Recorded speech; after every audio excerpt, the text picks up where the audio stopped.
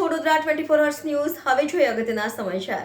કાઉન્સલરના પતિનો કર્મચારી પર હુમલાના પડઘા પાલિકામાં સંભળાયા। કર્મચારીઓ અધિકારીઓ ઉતર્યા હડતાલ પર। કાઉન્સલરના પતિની ધરપકડ નહીં થાય ત્યાં સુધી હડતાલની ચીમકી।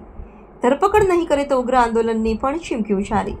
અમારા સાથી કર્મચારી પર ફિલ્ડમાં કામગીરી કરતી વખતે માન્ય સભાસદશ્રીના પતિ દ્વારા હુમલો કરવામાં આવેલો છે। તે બાબતે અમે સૌ એકઠા થઈને નિર્ણય કરેલો છે કે આવશ્યક સેવા સિવાયની તમામ સેવાઓને હાલ પૂરતી બંધ રાખીએ અને શહેરના નાગરિકોને તકલીફ ના પડે એ રીતે અમે પણ અમારો વિરોધ નોંધાવી રહ્યા છીએ। આગળ ઉચ્ચ સ્તરે રજૂઆત કરી દેવામાં આવેલી છે અને એમની સાથે વાટાઘાટો ચાલુ છે।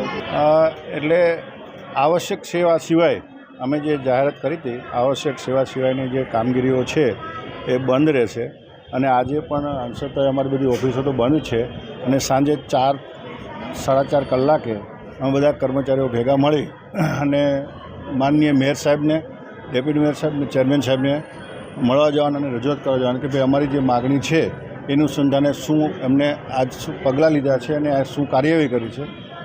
અન્યથા અમારી જે હડતાલ છે આગળના દિવસોમાંથી ઉગ્ર થશે અને એમાં અમે અડગ છીએ।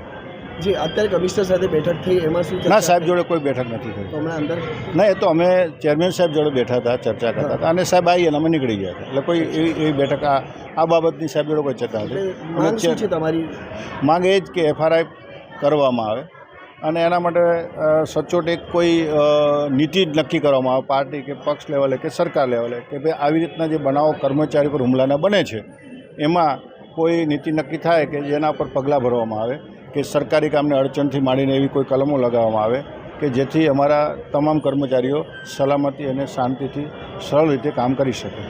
આ જે હડતાલ આપણે કરી છે એનાથી કેટલા વિભાગો અને કેટલા પ્રકારની કામગીરી પ્રભાવિત થશે?